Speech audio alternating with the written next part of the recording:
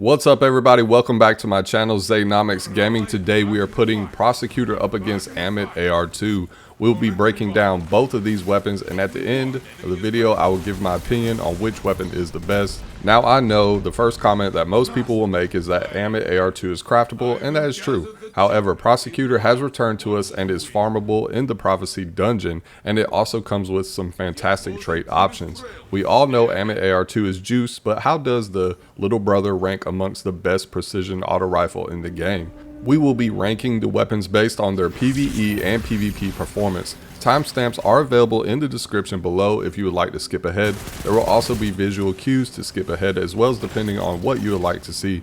Now, to obtain the Prosecutor auto rifle, you will have to play the Prophecy dungeon, specifically the Flanks Echo, the first encounter. To get the god roll of your choosing, you must continuously farm until you obtain it, since this weapon is not craftable. First and foremost, I would like to get the barrel perks out of the way. For the Prosecutor, you're going to want Arrowhead Break or Small Bore. They are both phenomenal barrels for PvE and PvP. Arrowhead Break gives you the huge bump in recoil direction, which allows the weapon to be more consistent under extended fire. It also gives a +10 in handling. Small Bore gives a +7 in stability and +7 in range. This barrel provides the most consistent improvements in range without any negative side effects, and not considering any other traits at all, you will reach 19 meters from the hip and 32.5 meters when aiming down sights with small bore. The choice is ultimately up to you. Now for PvP, I recommend ricochet rounds for the mag perk. This will give you a +5 in range and a +10 in stability, and of course rounds can bounce off of hard surfaces, but you already knew that. Now for the juicy perks. In that third trait column, we have a couple solid contenders for PvP. I know most people will gravitate towards Zen Moment, which is fantastic. Zen Moment is a trait that reduces recoil and flinch over time while causing damage. So as long as you're hitting somebody, you will reduce that recoil and flinch over time. I do not believe this is the way to go though for PvP. It does make the weapon more sticky, but as we already have 100 recoil and we can build into reducing flinch, I just don't recommend it. Let me steer you towards Keep Away, as this weapon is a precision auto and plays very nicely in the 20 to 30 meter realm. Keep Away reads increase reload, range, and accuracy when no targets are in close proximity. As long as enemies are not within 15 meters of you, you will have these benefits at all times, which is pretty easy to do in the current sandbox. Keep Away allows you to have +10 range, +30 reload, and decreases accuracy cone by 5%. We also have Gut Shot Straight. Though this trait increases body shot damage, it greatly decreases target acquisition, thus making it less sticky. If I get a roll to drop with Gut Shot and it's nasty, then you may see another video of the Prosecutor, but for now, I think Keep Away is the best option in column 3 for PvP. For our final trait column, we have fantastic options as well. The trait that sticks out the most is, of course, Target Lock, and that's the trait we will go for with PvP. Target Lock states, damage increases the longer this weapon remains on target, which is simple enough. As long as you keep hitting your target with the same amount of shots and you don't miss, whether it's body or precision, you will get a damage buff.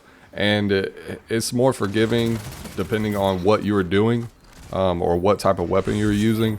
And that's really the plus side of it, especially with auto rifles.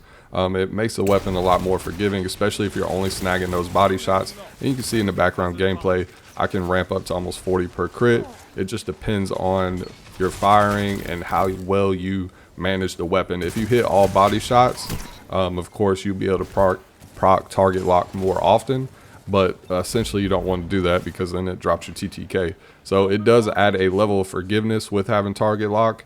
Now, like I said, if you miss a shot, it deactivates, but this perk adds a level of forgiveness, like I was saying, when you're playing in the Crucible, and it can help you snag those kills. We also have Tap the Trigger, which increases accuracy and stability for half a second. It is a substantial buff, but it deviates the weapon too much for me personally. Having those major weapon adjustments mid gunfight usually throws me off.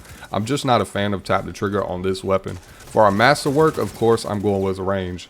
Now with my roll, I have Arrowhead Break, Ricochet Rounds, Keep Away, Target Lock with a range masterwork. That is my 5 out of 5 god roll for PvP. With this roll, you will experience damage fall off at 34 meters when aiming down sights and 20 meters when firing from the hip. This roll is truly a monster. Now switching gears and moving to PvE, this will get a little tricky, but first we're just going to start with the basics. The barrel perk will remain the same, either arrowhead break or small bore. For the mag trait, you're going to want a pendant mag, as we get a +4 ammo without any negative side effects. You could go with the extended mag, but you will hurt that reload speed, so you may need to equip a different exotic or a different ability to counteract that. For our third trait, we have two options, and they really only go one way. I think when grinding for a PvE role, you will have to determine what trait in column 3 you plan to go for. That will determine the god role for you. The first option is Dragonfly. Now Dragonfly creates a elemental explosion based on your subclass, which is okay in lower tier content. If you go the Dragonfly route though, then you must grind for Volt Shot in the 4th column to get that debuff and make this role viable in all content, even Grandmasters. That's the only trait that I see where you could pair Dragonfly with. Now back to the 3rd trait column, let's say you have no desire to get or use Dragonfly, then you must go with Rewind Rounds. This auto reloads your weapon based on the number of hits in the previous magazine, which is great, but then you can't use Volt Shot, as you must manually reload to get that debuff. If you decide on Rewind Rounds in the 3rd trait column, then I believe you must either go with Frenzy or Golden Tricorn in the 4th trait column. Those will be the decisions you have to make when farming for this weapon for PvE. Frenzy is the easy perk with no setup. Just be in combat for 12 seconds and you will activate this trait and receive a 15% damage buff, 100 reloading, and 100 handling as long as you remain in combat. So if you're aiming at targets and dealing damage or receiving damage, you will always have this buff. You could go with Golden Tricorn though, as final blows with this weapon grant bonus damage, which is 15%. While the buff is active, grenade or melee kills of the same damage type greatly increases its damage and duration. An ability kill will grant 50% damage buff for 10 seconds with the weapon. So basically with the Prosecutor, since it's an arc weapon, you will need to use a arc subclass. And if you get a grenade kill after you have already procced Golden Tricorn with your weapon, you will get a 50% damage buff as long as you have an arc subclass equipped. And that's great and all, but this is just an auto rifle, so I don't really necessarily see the damage potential with this weapon. Without an ability kill though, you would get 15% damage for 7 seconds with a weapon kill. In short, if you do not plan on using abilities like that or building into Golden Tricorn, then Frenzy would be the better option for you. So for PvE, you would either go with Dragonfly and Volt Shot or Rewind Rounds and Golden Tricorn or Frenzy, depending on your playstyle. I would like to mention as well that this weapon's origin trait is called Crossing Over, which provides more range and handling on the top half of the mag and more damage on the bottom half of the mag. Not that it matters, but bonuses are nice. Now for Ammit AR2, I know this is a very popular weapon, I will say that. It is craftable, is probably one of the easiest weapons to get. I know at the time all you had to do was go to the Enclave and you would basically get 2 rolls. You had to complete a little side quest, bam, you can craft it. It is by far the best 450 in the game. Spoiler alert. But yeah, it is the best 450 auto in the game. It is just so powerful. It has the best range amongst the Prosecutor, that is. With the roll that I recommend, which is of course arrowhead break. I love that 100 recoil direction. High caliber rounds or ricochet rounds, it's really up to you. But we're sitting at 20 meters firing from the hip with damage fall off, and then you're sitting at 34.5 meters or so when you're aiming down sights, which is better than the Prosecutor. And it's just a phenomenal weapon. Now for PvE, I don't really want to talk about PvE yet. For PvP, both weapons are very good. This is a craftable weapon, so it's going to have a little bumps here and there, but they both perform very well in PvP. They're both very similar. I guess the biggest standout trait for the Prosecutor, of course, is target lock. It does add that level of forgiveness, but for me, Ammit AR2 just feels so good to fire. So I think it really just depends on you as an individual. Do you rather play with Prosecutor or do you like Ammit AR2? I do love that target lock is on there, but like I said, this weapon plays very nicely. It feels so good when you're actually shooting it. PvE is a completely different story. The problem with the Prosecutor inside of PvE is the fact that Ammit AR2 has incandescent. so you don't have to reload or do anything to proc its initial debuff and cause a scorch. Volt Shot is more potent when it comes to actual debuffing, but Incandescent just feels so good when you just blow up enemies. I mean, they just explode. It's like a glorified dragonfly, basically, and you're able to explode your targets, and it's just satisfying to watch. Of course, with PvP, like I said, I got with it being craftable, you can really go any route, but I have arrowhead break, high caliber rounds, dynamic sway reduction, which rapidly improves accuracy and stability while continuously holding down the trigger, which that's what I do with auto rifles. And then I have Incandescent. Defeating the target spreads a longer lasting scorch to those nearby. More powerful combatants and opposing guardians cause scorch in a large radius, and it's just nice watching them explode. There's other traits on here, of course, that you could use. It really just depends on your playstyle, but for me, all day long, I love Incandescent, especially in that 4th trait column. It does have Gut Shot Straight, Tap the Trigger. We do have some great perks here, but like I said, Incandescent is just so much fun to play with.